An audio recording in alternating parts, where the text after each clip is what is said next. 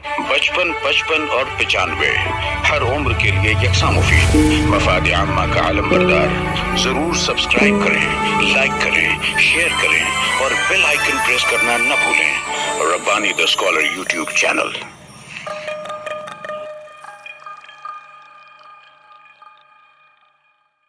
आइए आज की इस नशिस्त के दूसरे कलमकार के हिस्से से मैं अंजुमन मुहिब्बान अदब के अजीज एजाज साहब खड़े हो गए। मैं अजीज एजाज साहब को गुजारिश करता हूँ कि माइक पे तशरीफ लाएं और अपनी तकलीफ पेश करें।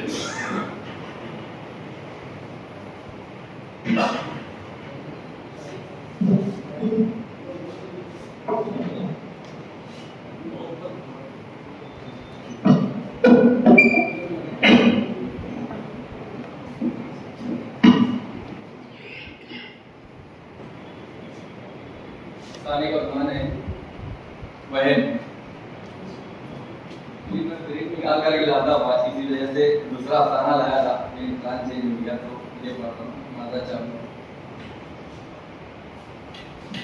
घर वही था, दरो दीवार भी वही, मगर सीधा बदल चुकी थी। ये तब्दीली किसी एक लम्हे की पैदावार न थी, न किसी एक वाक़े का नतीजा, बल्कि शक का दायरा आहिस्ता आहिस्ता उनके वजूद में उतर गया था। अभी कुछ ही दिन हुए थे मेहता अंकल से उन्होंने ये घर खरीदा था। कभी यही घर अमन सुकून का गहवारा था, हंसी मजाक और कहकहों की आवाज़ों से गूंजता था। साहिल की मासूम शोखियाँ, खुशी की दिलावेज मुस्कुराहट और समीर की हल्की हल्की फुल्की गुफ्तगू यहाँ की फिजा को खुशगवार बना देती थी। ये जोड़ा एतमाद के उस रोशन चराग की मानींद था जिसकी लौ पर शक का साया भी जलकर धुआं होता था। मगर अब वही घर उलझन का मस्कन बन चुका था। खुशी तुम मुझसे कुछ छुपा रही हो, ये जुमला गहरी खामोशी को चीरता हुआ उभरा। समीर खिड़की के पास खड़ा था, पीठ आधी रोशनी में आधी साए में डूबी हुई। आवाज धीमी थी मगर इसमें ऐसी काट थी जो सीधी दिल में उतर जाए। उसके दिल में शक तकलीफ पा चुका था और बाज़ औक़ात शक तलवार से भी ज्यादा गहरा जख्म दे जाता है। खुशी चौंक उठी, क्या मतलब? उसने फौरन कहा, मगर लहजे में वो एतमाद न था जो कभी उसकी पहचान हुआ करता था। समीर आहिस्ता से मुड़ा, उसकी निगाह में सवाल भी था और दबी हुई आग की हल्की सी चिंगारी भी। मतलब ये कि वो चंद लम्हे रुका, जैसे अल्फाज को तौल रहा हो।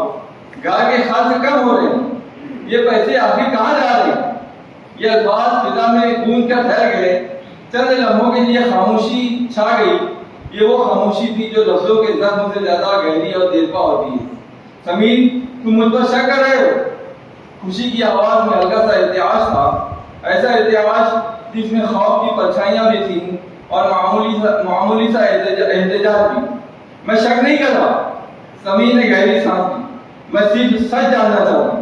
ये जुमला सीधा दिल पर लगा। खुशी ने नजरें झुका ली। ये पहला मौका था। पिछले कई दिनों से यही सवाल, यही कशमकश इन दोनों के दरमियान एक अनदेखी दीवार बनती जा रही थी। मगर मसला सिर्फ पैसों का न था, असल मसला वो बुढ़िया थी। वो बुढ़िया बज़ाहिर पागल मगर मामूली तौर पर पुरअसरार, मगर गैर मामूली तौर पर पुरअसरार, जो हर रोज उनके घर के सामने आ खड़ी होती, न कुछ मांगती न कुछ कहती, बस एक टुक घर के मकीनों को देखती रहती और उसकी निगाहें आम लोगों जैसी न थी। वो किसी आम राहगीर की मानिंद इधर उधर नहीं भटकती, बल्कि एक नुक्ते पर ठहर जाती थी। गहरी, साकित और गैर मामूली तौर पर जानी पहचानी थी, खास तौर पर समीर के लिए। वो औरत ठीक नहीं है, वो औरत ठीक नहीं है समीर। खुशी की धीमी आवाज कपकपा रही थी, ऐसी कपकपाहट जिसमें खौफ की झलक भी थी और दिल के अंदर उठते अंदेशों की हल्की सी बाज़गश्त भी। मुझे लगता है वो हम पर नजर रख रही है। समीर ने खिड़की से बाहर झांका। वो आज भी वहीं खड़ी थी, बरगद के दरख्त के नीचे, जैसे वक्त से कटी हुई कोई परछाई। हवा चल रही थी, पत्ते मुसलसल थरथरा रहे थे, मगर उसका वजूद अजीब तरह से साकित था, न जुम्बिश न एहतियाज। उसकी नजरें सीधा समीर पर जमी हुई थी। एक लम्हे को समीर के दिल में एक अनजाना सा एहसास हुआ, जैसे उस निगाह में कोई ऐसी तह हो जिसे वो समझ न सका। ये ख्याल इतना अचानक था कि उसने फौरन नजर हटा ली। वो पागल है खुशी, उसने मसनूई इत्मीनान से कहा, मगर उसके लहजे की लर्जिश उसकी बेयकीनी जाहिर कर रही थी। नहीं। खुशी की आवाज यकायक बुलंद हो गई, तुम नहीं समझते। वो चंद कदम आगे बढ़ी, जैसे अपने बेनाम खौफ को लफ्जों का जामा पहनाना चाहती हो। वो सिर्फ देखती नहीं, उसकी निगाह में एक अनजाना सा इरादा पिन्हा है, कुछ ऐसा जो लफ्जों में नहीं डरता मगर दिल को बेचैन कर देता। वो लम्हा बाद रुकी, फिर धीमी मगर कपकपाती आवाज में बोली, क्या पता वो किसी बच्चे चोट टोली का हिस्सा हो या हमारे घर पर नजर रखकर कोई वारदात का मंसूबा बना रही हो। ये महज अल्फाज न थी, बल्कि एक ऐसा खौफ था जो वहम की हद पार करके हकीकत का बेस इख्तियार कर चुका था। कमरे में एक बार फिर खामोशी पर का पर्दा तन गया, मगर इस बार ये खामोशी पहले से कहीं ज्यादा गुजर थी और बाहर बरगद के तले वो बुढ़िया आपकी इस्तादा थी। यकायक उसके वजूद में हल्की सी जुबिश हुई, जैसे किसी अनकही कहानी का पहला वर्क आहिस्ता आहिस्ता खुल रहा हो। खौफ जब दिल में घर कर ले तो हर शय मशकूक दिखाई देने लगती है और वही खौफ आहिस्ता आहिस्ता आदत का रूप इख्तियार कर लेता है। खुशी इस कैफियत की असीर हो चुकी थी। एक मामूली सा खदशा अब उसके शऊर पर इस तरह छा गया था कि हर लम्हा उसे किसी अनदेखी आहट का गुमान होने लगा। हर आवाज चौंका देती, हर साया मशगूल ठहरता और खामोशी भी जैसे दबे पांव उसके कानों में कुछ कह जाती। रातें अब सुकून का बयान न रही, इज़्तिराब का इस्तिआरा बन गई थी। वो हड़बड़ा कर जाग उठती, दरवाजे की समत देखती, मगर वहां कुछ न होता। फिर उसकी निगाह बेइख्तियार खिड़की पर जा ठहरती और दिल एक लम्हे को जैसे थम सा जाता। बरगद के नीचे वो बुढ़िया फिर नजर आती, किसी बेजान मुजस्समे की तरह, मगर अपनी मौजूदगी में भी एक अनजानी दहशत समोए हुए। ये मामूली बात नहीं है। एक रात खुशी ने आहिस्ता मगर इसरार के साथ कहा, वो हर रोज इसी वक्त इसी जगह की खड़ी होती। समीर ने करवट बदली, ये तुम्हारा वहम है। उसने आंखें बंद रखते हुए कहा, लोग आते जाते रहते हैं। नहीं। खुशी की आवाज में इस बार शिद्दत न आई, वो जाती नहीं, बस खड़ी रहती। समीर ने आंखें खोल दी, चंद लम्हे वो खामोश रहा, जैसे किसी अनदेखे सवाल से उलझ रहा हो। फिर आहिस्ता से उठा, खिड़की तक गया और पर्दा हटा दिया। बाहर अंधेरा फैला हुआ था, मगर इसी अंधेरे के बीच बरगद के तले वो वजूद साफ हुआ नुमाया था। वही वो कुछ देर तक उसे देखता रहा, जैसे अपने ही यकीन की बुनियाद को परख रहा हो। फिर उसने खामोशी से पर्दा गिरा दिया। वो नहीं है शायद, उसने धीरे से कहा, मगर इस बार उसके लहजे में वो सावका बेनियाजी न थी, बल्कि एक हल्का सा मुतजद्दल यकीन था जो खुद अपने वजूद से इनकार भी कर रहा था और एतराफ भी। खुशी ने कुछ न कहा, मगर उसकी खामोशी के अंदर खौफ की जड़ें और गहरी हो गई। दफ्तर से वापसी पर अब उसका पहला कदम खिड़की की तरफ उठता। वो कभी पर्दा मुकम्मल हटा देती, कभी महज कोने से झांक कर देखती, मगर मंजर वही रहता। बुढ़िया भी वही नजर आती और उसकी निगाहें बदस्तूर उसी घर पर मरकूज। साहिल एक दिन उसने अपने बेटे को करीब बुलाकर कहा, अगर वो बुढ़िया तुम्हें बुलाए तो उसके पास हरगिज़ मत जाना। बच्चा हैरत से माँ का चेहरा देखने लगा। कौन सी बुढ़िया अम्मी, कौन सी बुढ़िया? वही जो बाहर खड़ी रहती है। साहिल ने मासूमियत से जवाब दिया, वो तो कुछ नहीं कहती। ये सादा सा जुमला खुशी के दिल में एक नई खलिश बनकर उतरा, जैसे खौफ को एक और हिंद मिल गई हो। बस तुम याद रखना, उसने धीरे मगर ताकीद भरे लहजे में कहा। उसके करीब नहीं जाना। बच्चे ने सर तो हिला दिया, मगर उसकी मासूम आंखों में भी एक अनदेखा खौफ उतर आया था। यही घर जो कभी मुसरतों का गहवारा था, अब एक गैर मामूली महसूस दबाव की गिरफ्त में आ चुका था। समीर ने भी अब उस बुढ़िया को संजीदगी से देखना शुरू कर दिया था। वो वाकई नजरअंदाज करने वाली शय न थी। न वो किसी से बात करती, न कुछ मांगती, न इधर उधर निगाह दौड़ाती। बस एक नुक्ते पर उसकी नजरें ठहर जाती थी, गहरी, साकित और गैर मामूली तौर पर मरकूज, और वो नुक्ता अक्सर समीर ही होता था। एक दिन समीर ने ठान लिया कि अब इस खामोश मामले को लफ्जों में कैद करना ही होगा। वो दरवाजा खोलकर बाहर निकला, मगर बुढ़िया ने उसे आते देखा और एकदम पलट गई, जैसे उसके कदमों की चाप भी उसके लिए खतरे की घंटी हो। सुनो, समीर ने दूर से आवाज दी, मगर वो ना रुकी। चंद लम्हों में वो गली के मोड़ पर मुड़ी और निगाहों से ओझल हो गई। समीर नामुराद लौटा, मगर अब उसके जहन में एक सवाल मुसलसल कचौके लगा रहा था, अगर वो पागल है तो मुझे देखकर भागी क्यों? ये सवाल सादा था, मगर जवाब पेचीदा। उधर खामोशी का जहन एक और इस अंत में बह निकला था। इस कैफियत से निकलने के लिए उसने सहारा लिया कहानियों का, जासूसी नावल, जराइम की दास्तानें और पुरअसरार सीरियल। मगर ये सहारा न बन सका, बल्कि उसके खौफ को और ढीला भी गई। अब वो हर शहर में एक पोशीदा साजिश तलाश करने लगी। कोई आवाज सुनाई देती तो लगता कोई छुपा हुआ है, कोई साया हिलता तो महसूस होता कोई निगरानी कर रहा है। यहाँ तक एक दिन दफ्तर में उसकी बिगड़ती कैफियत देखकर उसकी सहेली रूपाली ने पूछा, रूपाली बोल उठी, आजकल तुम बहुत कोई और परेशान सी दिखाई दे रही हो। फिर उसने कुछ कदरे झुक कर नरमी से कहा कि ना हेल्प यू। ये जुमले गोया एक बंद दरवाजे पर दस्तक था। ये जुमला गोया एक दरवाजे पर दस्तक था और खुशी के जब्त का बंधन उसी लम्हे टूट गया।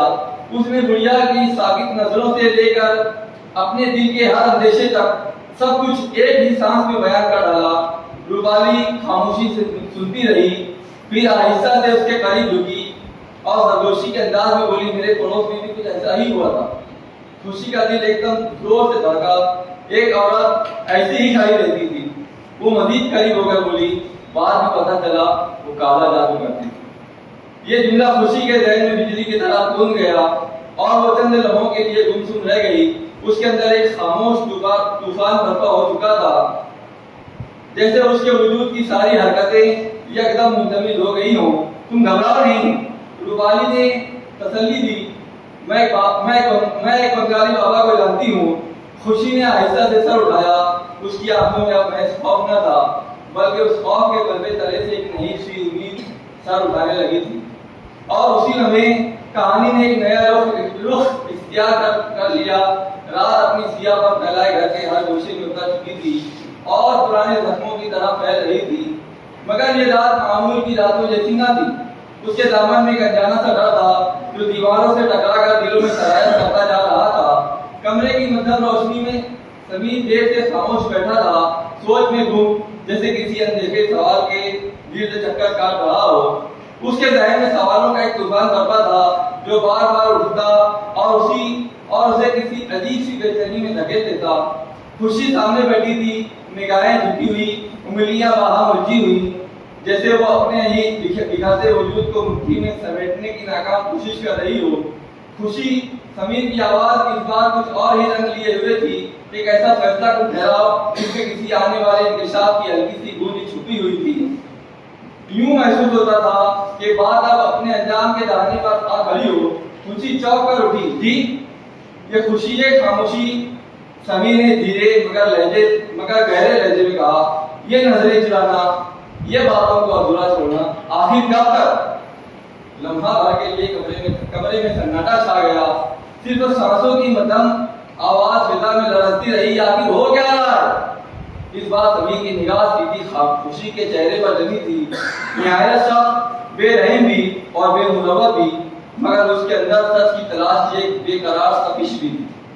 खुशी की पलकें लरस गई, लबों पर कुछ न आया, मगर लफ्ज रास्ता भूल गई। मैं तुमसे आखिरी बार पूछ रहा हूँ। समीर की आवाज अब भी पस्त थी, मगर उसमें ऐसी कतायत थी जिसके आगे किसी इनकार की गुंजाइश बाकी नहीं रही। वैसे कहाँ जा रहे हैं? ये सवाल जैसे कमान से छूटा हुआ तीर हो, सीधा खुशी के दिल में पेवस्त हो गया और फिर एक ही लम्हे में जब्त का सारा बंधन टूट गया। और फिर एक ही लम्हे में जब्त का बंधन टूट गया। हाँ, खुशी की आवाज एकदम बुलंद हुई, कांपती हुई, बिछाती हुई। हाँ, मैं पैसे दे रही हूँ। समीर एक झटके से उसे देखने लगा। किसे दे रही हो और क्यों? क्योंकि उसकी आवाज टूट कर बिखर गई। आंसू बेइख्तियार रवा हो गए। क्योंकि मुझे तुम्हें बचाना है। ये जुमला गूंजा जैसे किसी बंजर जमीन पर अचानक दर्द का फूल खिल उठा हो। जैसे किसी बंजर जमीन पर अचानक दर्द का फूल खिल उठा हो। मुझे बचाना है? समीर के लबों ने वही जुमला दोहराया। उसके लहजे में हैरत भी थी और एक दबी हुई नागवारी भी। वो औरत खुशी ने सिसकियों के दरमियान कहा, वो पागल नहीं है, वो तुम पर कुछ कर रही है।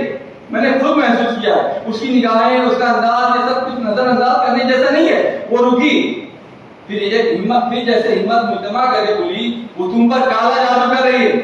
कमरे की फिजा एकदम बोझल हो गई, जैसे दोनों की सांसें थम गई हो। और तुम्हें ये सब कुछ कैसे मालूम हो? समीर ने धीरे से पूछा। उसके लहजे में हैरत से ज्यादा शक की हल्की सी खराश उतर आई थी। मुझे ये सब बंगाली बाबा से मालूम। खुशी फौरन बोली, बाबा ने बताया है, वो सब जानता है। उसने कहा, अगर मैंने वक्त पर कुछ ना किया होता, पैसे खर्च ना किए होते तो तुम। वो जुमला अधूरा रह गया। खुशी यकायक टूट गई और दारों कतार होने लगी। समीर ने गहरी सांस ली, जैसे अपने अंदर उठते किसी तूफान को दबा रहा हो। खुशी, इस बार उसकी आवाज में नरमी थी, मगर इस नरमी के पीछे एक सख्त बेरहम सांस ले रही थी। जो तुम्हें डरा रहा है वही तुमसे पैसे भी ले रहा है, कभी सोचा है तुमने? खुशी खामोश हो गई। ये सवाल सादा था, मगर उसके अंदर एक ऐसा आईना था जिसमें उसका अपना ही यकीन डगमगाता महसूस हुआ। अगर वो वाकई तुम्हारी मदद करना चाहता, समीर ने धीरे से कहा, तो तुम्हें खौफ में क्यों मुब्तला करता? मैंने तो बस, उसकी आवाज टूटने लगी, तुम्हें बचाने के लिए। और इसी कोशिश में समीर ने हल्की सी तल्खी के साथ कहा, तुम खुद को खो बैठी हो। कमरे में फिर वही खामोशी उतर आई। चंद लम्हों बाद खुशी ने आहिस्ता से सर उठाया। अगर ये सब वहम है, उसने धीरे से कहा, तो वो बुढ़िया हमेशा तुम्हें ही क्यों देखती है? ये सवाल अब समीर के लिए भी आसान न था। समीर भी उस निगाह के बारे में सोच में डूब गया। उसमें कुछ ऐसा जरूर था जो सबसे बाहर था, जो समझ से बाहर था। उसी उधेड़पन में गुम था कि खुशी आहिस्ता से बोली, लगता है मेहता अंकल ने अपनी जान बचाने के लिए हमें इस आधार में धकेल दिया। शायद। समीर ने मुख्तसर सा जवाब दिया और खामोश हो गया। तो हम भी ये घर बेच देते हैं, चाहे नुकसान ही क्यों ना उठाना पड़े। खुशी ने जल्दी से कहा, जान है तो जहान है। समीर ने सर उठाया, उसकी आंखों में गहराई से देखा और धीरे से बोला, क्या हम किसी और को ये घर बेचकर उसे भी इस खौफ के अंधेरे में धकेल देंगे? ये सवाल नहीं था, एक अखलाकी फैसला था जो खुशी के जमीन पर हथौड़े की तरह बढ़ा। अगली सुबह जब आँख खुली तो घर की फिजा मामूल से बिल्कुल मुख्तलिफ थी। न मानूस, न हंसी, न बर्तनों की खनक, न साहिल की मासूम शरारतें। हर बार के दिल की धड़कनें तेज थी और चेहरों पर एक अनजाना सा खौफ रक्त कर रहा था। उसी खामोशी के दामन में समीर एक फैसला कर चुका था। वो देर तक खामोश बैठा खुशी को देखता रहा, जैसे उसके चेहरे पर लिखी किसी अनकही तहरीर को पढ़ने की कोशिश कर रहा हो। खुशी के हाथ कब की गर्मी के बावजूद ठंडे पड़ चुके थे। आंखों के गिर सियाह हल्के उभर आए थे और दिल में वही पुराना खौफ पल रहा था जो अब शक से निकल कर यकीन की सूरत इख्तियार कर चुका था। आखिर समीर ने खामोशी तोड़ी। आज उसकी आवाज में गैर मामूली ठहराव था। आज हम इस किस्से को खत्म करेंगे। इस जुमले में अटल फैसला छुपा हुआ था। खत्म कैसे? खुशी चौंक उठी। कैसा फैसला? समीर ने उसकी आंखों में देखते हुए कहा, उस पागल बुढ़िया के सच को जानने का। और अगर सच सामने ना आया तो कम से कम इस खौफ को खत्म कर दे। ये लहजा सादा था मगर फैसला भी, जैसे तकदीर का कोई अटल फैसला सादा किया जा रहा हो। बाहर सूरज की तमाशा बिखेरती किरणें बरगद के पत्तों को छूती हुई जमीन पर पड़ने लगी। समीर की खामोशी किसी आने वाले तूफान का पेश कीमत थी। उसी लम्हे दरवाजे की घंटी बजी। समीर की बहन और बहनोई अंदर दाखिल हुए। बहन ने घर की बोझल फिजा को महसूस किया। खुशी का चेहरा खुशी से खाली था। नरमी से पूछा, सब ठीक तो है? इतनी सुबह कैसे? बहनोई ने एक नजर कमरे पर डाली और आहिस्तगी से बोला, ये घर कुछ बदला सा लग रहा है। समीर ने गहरा सांस लिया। हाँ, कुछ दिनों से एक अजीब सी उलझन है। वह बहन फौरन बोली, कैसी उलझन? उसी लम्हे खुशी की आवाज ललक गई। वो औरत, वो बुढ़िया। सब चौंक गए। कौन सी बुढ़िया? बहनोई ने सवाल किया। समीर ने खिड़की की तरफ इशारा किया। बाहर बरगद के नीचे वही साकी वजूद खड़ा था, जैसे कोई बेगान मुजस्समा हो। ये रोज यहाँ आती है और मुझे देखती रहती है, समीर ने कहा। बहन ने बेयकीनी से सर हिलाया। ये तुम्हारा वहम भी हो सकता है। ये तुम्हारा वहम भी हो सकता है। समीर के लहजे में पहली बार तस्वीर उड़ी। अगर ये वहम है तो आज ये वहम टूट जाए और अगर हकीकत है तो वो भी सामने आ जाए। वो एकदम उठ खड़ा हुआ आज इस कहानी का खात्मा होगा। और फिर वो तेजी से बाहर निकल गया। बहनोई भी उसके पीछे हो लिया। खुशी और बहन एक लम्हे को एक दूसरे को देखते रह गए। फिर वो भी उनके पीछे दौड़ पड़ी।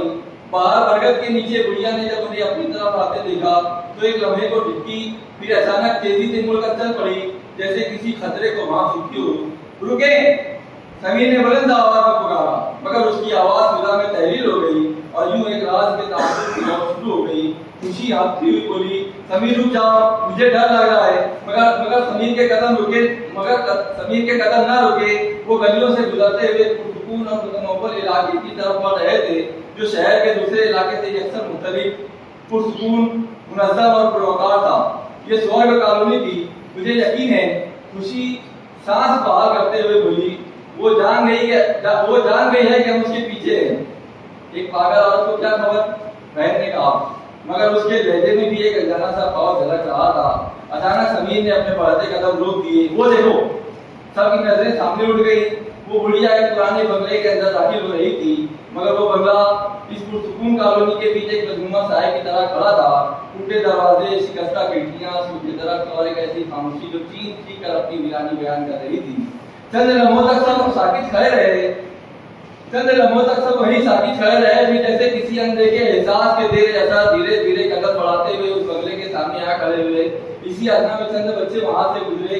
समीर के बहनोई ने हिचकिचाते हुए पूछा कि किसका घर है? एक बच्चा हंसा, भूतनी का। दूसरा फौरन बोला, ये भूत बंगला है, अंदर मत जाना। बच्चे तो चले गए, मगर उनके अल्फाज फिजा में जैसे मुंतमिल होकर रह गए। खामोशी और भी गहरी हो गई। उसी लम्हे एक बुजुर्ग वहां आ पहुंचे। उनके चेहरे की झुर्रियां वक्त के तवील सफर की अमीन थी और लहजे में ऐसी सजीफी थी जिसे नजरअंदाज करना मुमकिन न था। क्या बात है? उन्होंने धीरे से पूछा। समीर के बहनों ने मुख्तसरन सारा माजरा बयान कर दिया।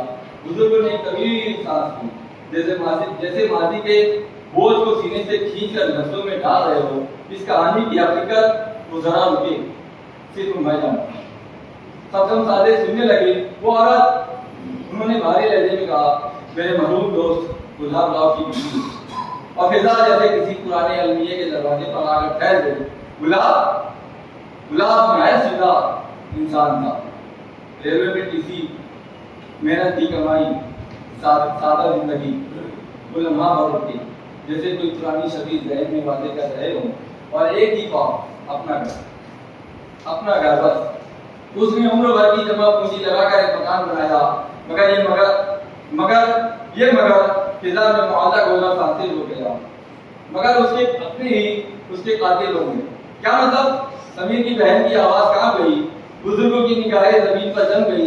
उसके बेटे और बहू ने उसे और उसकी बीवी को तीर्थ यात्रा के बहाने काशी भेज दिया और उसी दौरान जाली दस्तखत करके वो मकान फरोख्त कर डाला और यहाँ ये बंगला अपनी बीवी के नाम से खरीद लिया। उन्होंने खंडर की तरफ इशारा किया। हाँ, यही बंगला। नहीं, खुशी के लबों से बेख्तियार निकला। बुजुर्गों की आवाज मजीद दुआसी हो गई। जब गुलाब वापस आया और सच्चाई जान ली तो वो ये सदमा बर्दाश्त न कर सका।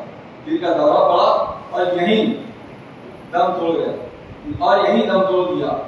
ये सुनकर सभी की आंखें नम हो गई और उसकी बीवी समीर ने मुश्किल पूछा। बुजुर्गों ने आहिस्ता से सर उठाया। जिंदा रही, मगर जिंदा रहना भी कभी कभी अजाब बन जाता है। वो लम्हा भर रुके, फिर बोले। बहू ने उसे घर से निकाल दिया और वो दर बदर ठोकरें खाती रही और कुछ अर्से बाद ही उस बहू ने अपने आशिक के साथ मिलकर अपने शौहर को बितर कर दिया। सबके चेहरे जल्द पड़ गए। पुलिस ने दोनों को गिरफ्तार कर लिया। बच्चे यतीम खाने में पहुंचा दिए गए और माँ समीर की आवाज और मुश्किल हलक से निकली। जवान बेटे की लाश देखकर बुजुर्गों ने धीरे से कहा, वो पागल हो गए। एक तवील वक्फा और फिर इसी खंडर को अपना मस्कन बना लिया। दफातन बुजुर्ग बोले। उनकी मुतहय्यर नजरें हुक्म में खड़े समीर पर जम गई। उन्होंने अपना चश्मा दुरुस्त किया और समीर को संजीदगी से देखते हुए कहा, अगर हिम्मत है तो अंदर जाओ। मुमकिन है तुम्हारे सवालों का जवाब वही मिल जाए। सब ने एक दूसरे की तरफ देखा। चेहरों पर खौफ वाज़ेह था, मगर समीर ने हिम्मत की। वो आगे बढ़ा और सब उसके पीछे बंगले के अंदर दाखिल हो गए। हवा का एक तेज झोंका आया। खिड़की चरचरा कर रह गई। ये जगह ठीक नहीं लग रही। खुशी की आवाज बदल गई। बहन ने फौरन उसका हाथ थाम लिया। अब वापसी का ना सोचो, चलो। सच सामने आकर रहेगा। अंदर गर्द-ओ-गुबार की नबीज तहरीरें, मकड़ी के जाले, बिखरा हुआ सामान, सब कुछ एक बिखरे हुए खानदान की दास्तान सुना रहा था। हर कदम की चाप दीवारों से टकराकर लौटती थी। अचानक एक दबी हुई सुस्ती फिजा में उड़ी, सब ठिठक गए और एक नींद तारीक कमरे से आ रही। ये आवाज एक नींद तारीक कमरे से आ रही थी। समीर ने आहिस्ता से दरवाजा हटाया। वो बुढ़िया जमीन पर बैठी थी, सीने से कुछ बहचे हुए, मुसलसल बहते आंसू उसके दर्द की दास्तान सुना रहे थे और उसकी सुस्तियां उसके जख्मों पर मरहम रख रही थी। खुशी के माथे पर उभरा पसीना उसके अंदर के खौफ को बेनकाब कर रहा था। बहन साकित खड़ी थी, बहन साकित रह गई। बहनोई हैरत में गुम था। बुजुर्गों के इशारे पर समीर आहिस्ता से आगे बढ़ा। बुढ़िया ने सर उठाया और अचानक बिजली की सी तेजी से समीर से लिपट गई। खुशी चीख उठी। समीर पत्थर सा खड़ा रहा, जैसे उसके कदमों में अपनायत की बेड़ियां डाल दी गई हो। यकायक बुढ़िया के हाथ से एक फ्रेम छूटकर जमीन पर गिरा। सबकी नजरें उस पर जम गई। समीर ने झुककर फ्रेम उठाया और उसे पलटाकर देखा और देखता ही रह गया। चंद लम्हे उस तस्वीर को घूमता रहा, फिर उसका चेहरा फक पड़ गया। सांस जैसे रुक गई, आंखें फैल गई, क्योंकि तस्वीर में मौजूद चेहरा अजनबी न था, वो खुद समीर था और उसी पर एक नई हकीकत का दर वाह हो गया। इस तरह अपना अफसाना पेश कर रहे थे अजीज इजाज साहब। इस पर जो साहबान की तबसरा करना चाहे अपने इजाजत।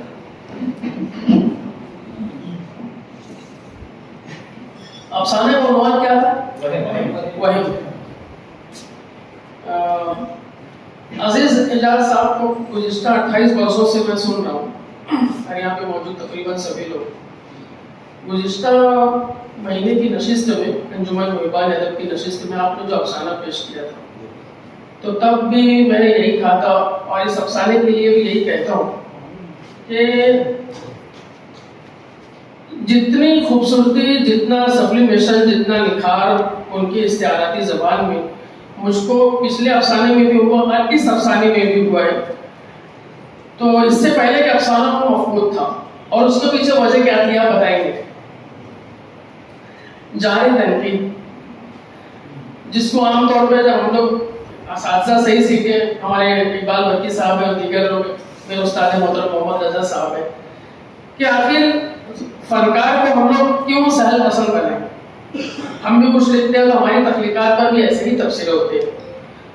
कुछ लोग होते हैं उसको पॉजिटिव लेते हैं और कुछ ये होता है कि नशिस्तें छोड़ देते हैं। जब तो तख्लीक पे तफसीरा होता है, शख्सियत पे नहीं होता। मुझे बेपनाह अच्छा लगा कि अजीज एजाज साहब ने मेरी इन बातों को और भी बहुत सारे असातिज़ा की बातों को, क्योंकि उनकी मेरी पर्सनल बातचीत हुई थी तो मैं बहुत हक से कह रहा हूँ, उसको पॉजिटिव लिया। आप लोगों ने भी महसूस किया होगा कि ज़बान कितनी सुथरी होगी और कैफियत निगारी बहुत गज़ब। ये पूरा अफसाना कैफियत निगारी के लिए जाना जाएगा। जज्बात निगारी, कैफियत निगारी, भले से थोड़ा सा फिल्मी स्टाइल था, फिल्मी अंदाज था। इख्तिताम हर किसी को पहले से समझ में आ गया कि ये शायद उसका ही घर रहा होगा जो मेहता साहब से लिया गया था और ये बेटा उसी की कॉपी निकलेगा, मतलब वो उसी की शक्ल सूरत का। लेकिन कमाल यह कि आपने अफसाना कैसे लिखा जाता है और कारीन को, सामीन को किस तरह बांध के रखा जाता है, छोटे छोटे चुस्त जुमलों में जज्बात निगारी की से मुज़य्यन करके कैफियत निगारी की खूबसूरती के साथ आपने जो अफसाना पेश किया है, बहुत ही जबरदस्त अफसाना है। बस थोड़ा सा तवालत का शिकार हो गया। आप इतना उसको नहीं खींचते, उसमें दो मरहले हैं, उसको जल्दी से उसका इख्तिताम कर देना था। जैसे कि कारीन तजस्सुस की फिजा से मशहूर कुल कैफियत से गुजरते रहते हैं, आपको कुछ ऐसा करना चाहिए कि बाकी के जो सारे जो सतरें हैं उसको मुख्तसर करके तजस्सुस कैसी को कायम रखते हुए इससे पहले के कारीन और सामीन इख्तिताम तक पहुंच पाए, आप कुछ चीजों को उसमें से निकाल दो। कारीन को आप जुल देना सीखो, यानी उंगली पकड़ा के लेके मत चलो कि हाँ बस उसका इख्तिताम ऐसा होने वाला है। बैक पिछले तमाम 27 वर्षों में यकीनन कुछ और भी अफसाने अच्छे रहे होंगे, लेकिन जो निखार मुझे आपके इस अफसाने में महसूस हुआ है, इसके लिए दाद बनती है। आपने बहुत ही अच्छा अफसाना पेश किया। थोड़ा सा फिल्मी अंदाज से बचने की कोशिश कीजिए। मुझको ओम शांति ओम और बहुत सारी फिल्में भी याद आने लगी, तो ये अलग फिल्म बंदी ही की तरह है। और चूंकि आप बेसिकली आप ड्रामा निगार हैं, तो आपकी पेशकश भी अच्छी थी, बराबर, उसका एडवांटेज बहरहाल आपको मिलता है। मैं एक अच्छे अफसाने के लिए मैं आपको मुबारकबाद पेश करता हूँ और उम्मीद करता हूँ कि आप ऐसे ही चुस्त और दुरुस्त करके अफसाने लेगा। इस मतलब आपकी जबान भी बड़ी अच्छी थी और आपने तलफ़ुज़ भी एक आध वक्त छोड़ दिया जाए उदेड़ वगैरह, आपने वहाँ उसको बल पड़ा और भी कुछ था, वो अफसाना सामने रहता तो समझ में आता है। लेकिन देखा जाए तो आपने इस बार बहुत ही सुस्ता अंदाज में तलफ़ुज़ की दुरुस्तगी के साथ अपने अफसाना पेश किया। मैं आपको मुबारकबाद पेश करता हूँ।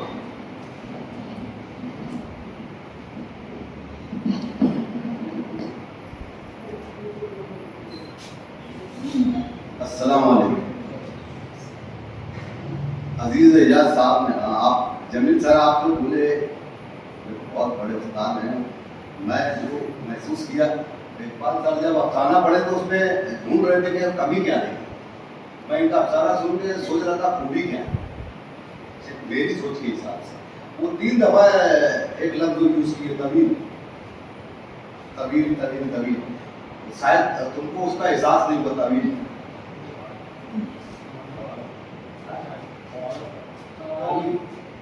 तवील लफ्ज है। हाँ, तो आप जो भी है आप लोग तो ढूंढ लेंगे। तो खूबी ये, मैं ये खूबी बता सकता हूँ कि मैं तो अभी तक पढ़ा नहीं, तुम आते हो पढ़ते हो, ये बड़ी खूबी है। हम लोग तो सिर्फ मेरे तबसरा करके निकल जाते हैं। मैं बहुत मुझे तभी लगा। आज तो क्या होता है कि कोई इकबाल साहब खड़े हुए तो बोल दिए इल्म दौलत, तो आदमी की लिस्तों में आ जाता है कि यार भगवान बात कर रहा है। भगवान के हिसाब से गए, फिर बच्चे बैठे तो यूँ लगा था उनके अफसाने में हम बाजू बैठे क्लास में खड़े हैं। टीचर का एक नाम है और जो तालिब इल्म है बच्चे, उनका भी एक नाम है। तो उनके किरदार के नाम और वो उजागर नहीं हुए। जिस जगह पे वो थे बच्चे, हम जा नहीं पाए। तालाब में बैठे थे हम, इकबाल सर जब खड़े तो ऐसा लगता था हमारे सामने वो जो पागल से टीचर है हमारे सामने है, गाँव में घूम रहे हैं, चौराहा नजर आ रहा है। ये एक अजीब सी चाहती होती है कि राज इंदौरी साहब जब पढ़ते थे, अभी जैसे आप पढ़ रहे थे, आवाज़ें बदल रहे थे। अलीम ताहिर में यह खूबी थी कि अफसाना अच्छा नहीं था, मगर देखने को अच्छा लगता था। क्या देखने में वक्त गुजर जाता।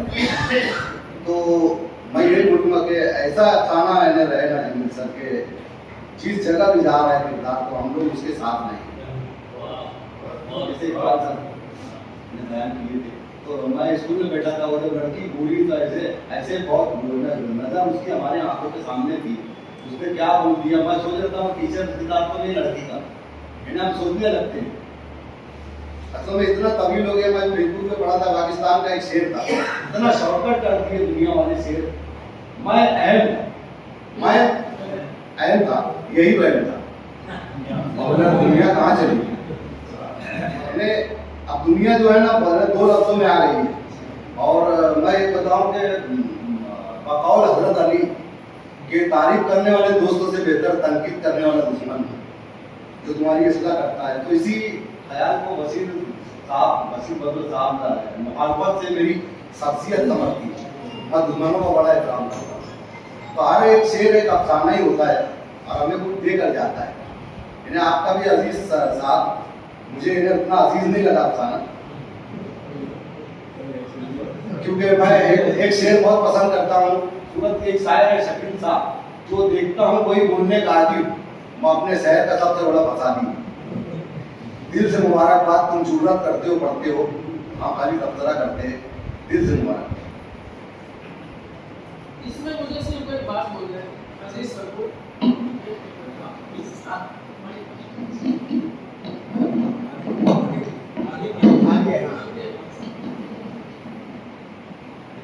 ऐसे नशिस्तों में हम लोग सब सीख के आज 50 साल के होने वाले सर जानते हैं।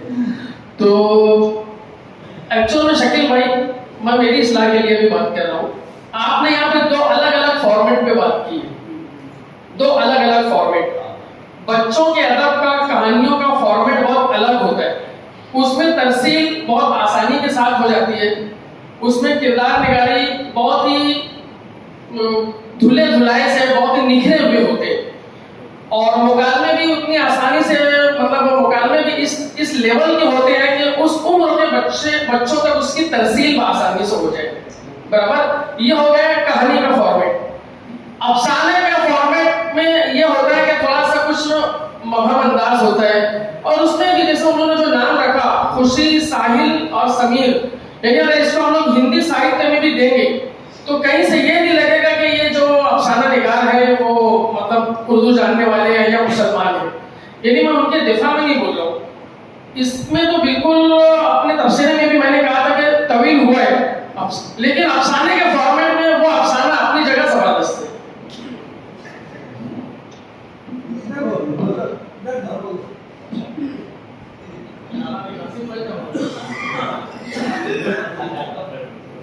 लोग जब छोटे थे स्कूल पढ़ते थे, ब्लैक एंड व्हाइट फिल्म आती, 20 रील, 21 रील, 22 रील, अरे बहुत अच्छा ऐसा लगता था जैसे आज से वो कल तक चलेगी। अभी ये ब्लैक एंड व्हाइट फिल्म छोड़ो, कलर का जमाना है, शॉर्ट फिल्म आती है, कम रील रहती है, इसलिए मुख्तसर रहना चाहिए। और वैसे भी शमन करता था और दूसरे पढ़ते नहीं करते थे, जिसमें कृष्ण चंद्र बेदी और जगन्नाथ आजाद है न, ऐसे बड़े बड़े अफसाने निगार रहते थे। तो उनके अफसाने जब भी पढ़ते थे तो शॉर्ट रहता था, यानी कभी शॉर्ट नहीं, लेकिन बहुत यानी तरतीब से उसमें तवालत नहीं रहती थी। इमरान जमीन ने जो कहा ना कि तवालत नहीं रहती थी, ये इस जगह थोड़ा सा ये है कि थोड़ा शॉर्ट करना है, और जो एक सिंबल बना लिए हैं उसको उसका वो निभाना चाहिए। जैसे बाकी सर बताए कि वो जो मुजाहिद है, पागल है ना, वो उनका मेन किरदार है, तो वो अपनी कहानी में बरकरार रखते हुए उसको बहुत अच्छी तरीके से उसको निभाया। वैसे इनके अफसाने में वो गुजिया थी, है ना, एक सिंबल था, उसको शॉर्ट करके और करना चाहिए, और वो ब्लैक एंड व्हाइट फिल्म का जमाना नहीं है।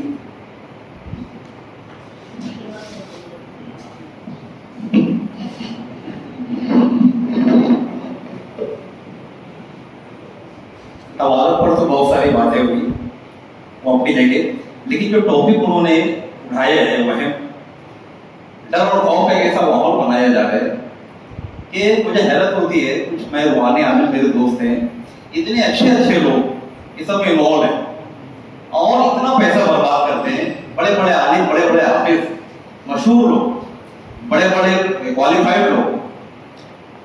मैं मुंबई में जिस घर में इत्तेफाक से रहता था, यहाँ पर बहुत सारे लोग मेरे घर आए, 3 साल का था। 3 साल पहले जो शख्स वहां पे रह के गया वो खूब अच्छा घर तैयार किया और डर के वहां से भाग गया। जब मैं देखने गया, मुझको बहुत अच्छा लगा, उसको पसंद किया, तो मेरा एक दोस्त उसको मना किया कि भाई ऐसा था वो मामला था, कोई डर के गया। तो हम लोग ऐसे कि मतलब खाई में जाके वर्जिश करने वाले और दौड़ भाग करने वाले लोग, मैं बोलूं कोई बात नहीं, इंशाल्लाह हम लोग आएंगे तो साफ हो जाएगा। लेकिन बाद में मेरे अंदर जो डर खौफ पैदा हो गया कि भाई खाली मेरा मामला नहीं, पूरी फैमिली रहेगी, पूरा घर शिफ्ट करना आसान काम नहीं। लेकिन मैं ये नतीजे में पहुंचा कि उसको जो है खत्म कर दें, इंशाल्लाह हम लोग वहां रहेंगे, कुछ भी नहीं होगा। लेकिन वो शख्स जो है कहीं से मेरा नंबर लेके उसको फोन किया और इतना डरा हुआ था कि फोन पे आवाज खाली सुनकर उसकी बात सुन के मैं डर गया। यार बोले वो फला जगह घर के पास, आपके घर के अंदर, मुझे बहुत ही खतरनाक कोई नजर आता था। मैं वहां गया, जब भी मुझको वहां पहुंचना था मैं अपने टाइम पर पहुंचा और अल्हम्दुलिल्लाह बहुत दिन तक मैं अकेला भी रहा, फैमिली के साथ भी रहा। और यहाँ बहुत लोग आए मेरे घर में, मालेगांव के बहुत सारे शायर अदीब आए। आधी रात तक मैं जागता रहा, कभी पूरी रात में जागा पढ़ाई लिखाई में, कभी मुझे कुछ एक मामूली सा भी नजर नहीं आया। तो ये जो वहम है ये बहुत ही खतरनाक है, लोगों के अंदर जो एक पैसा बिठा दिया जाता है और फिर उसको दूर करने के लिए लोग क्या क्या हरकत करते हैं। तो टॉपिक बहुत अच्छा है, इस पर जितना ज्यादा लिखा जाएगा मैं थोड़ा सा वो जो बेहतर आप कर सकते हैं तवालत वगैरह और जो और भी जो ऐसी बातें हैं, लेकिन टॉपिक की मैं आपको मुबारकबादी दूंगा और मुझे तो बहुत खुशी हुई। थोड़ा सा मेरा मसला है कि बहुत ज्यादा कंसंट्रेशन नहीं होते, बहुत ज्यादा तवालत की वजह से मैं पूरा नहीं समझ नहीं पाया, लेकिन जितना मैं समझा तो बहुत अच्छा रहा। बहुत मुबारक।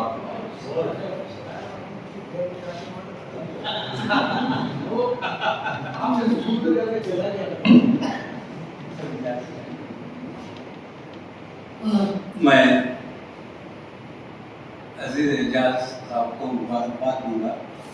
बहुत दिनों बाद एक बहुत अच्छा निहायत ही खूबसूरत और नफीस अफसाना सुनने को मिला। आर्टिस्ट साहब ने जिन अफसाना निगारों का तज़किरा किया है, बेदी, मिंटो, रेशम चंद, अगर इस अफसाने को उनकी किसी भी किताब में लिखा जाएगा तो उससे कम होगा।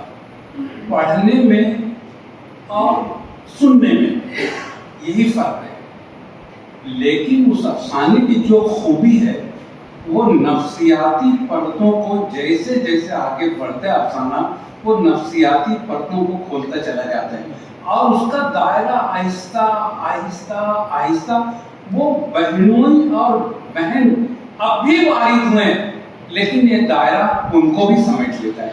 क्या खूबसूरत वो उसकी वो कमाल है। मैं समझता हूँ कि वो नफ्सियाती उनका वो मकसद नहीं था कि ये और वो अफसाने की बुनत और अफसाने के बैनुसुतूर जो नफ्सियाती जो चेंजेस है वो जो चलते रहते हैं और उसकी जो परतें खुलती जाती हैं वो बेइंतहा खूबसूरत हैं।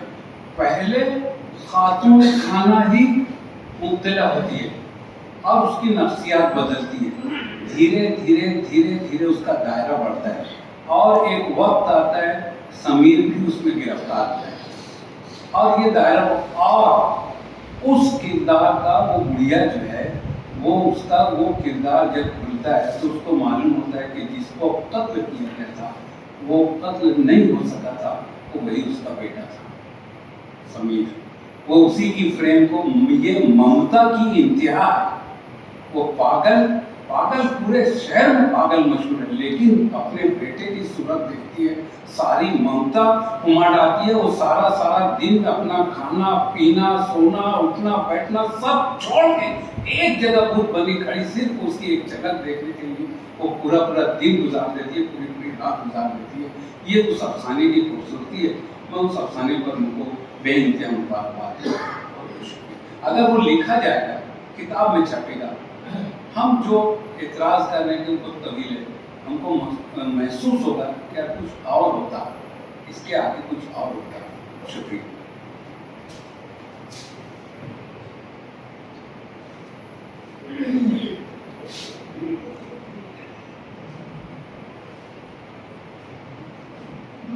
अजीज एजाज साहब की तकरीर पर खूब सारे तबसरे भी हुए। आइए अगले कलमकार की तरफ हम बढ़ते हैं। हारून अख्तर साहब को मैं मदू करता हूँ कि माइक को तशरीफ लाएं और अपनी तकलीफ पेश करें। 95 हर उम्र के लिए यकसा मुफीद मफाद आम्मा का आलम बरदार। जरूर सब्सक्राइब करें, लाइक करें, शेयर करें और बेल आइकन प्रेस करना न भूलें। Rabbani the scholar YouTube channel. Rabbani the scholar YouTube channel इल्मी, अदबी, दीनी, मिल्ली, समाजी, सकाफती, तहजीबी, फलाही, तिब्बी, फन्नी, माशी, तिजारती, माशरती, इंतजामी, इनकलाबी, तहरीकी, तहकीकी, तकनीकी, तफ्तीशी, तामीरी, तालीमी व मालूमाती यूट्यूब चैनल। जरूर सब्सक्राइब करें, लाइक करें, शेयर करें और बेल आइकन प्रेस करें। Rabbani the scholar YouTube channel.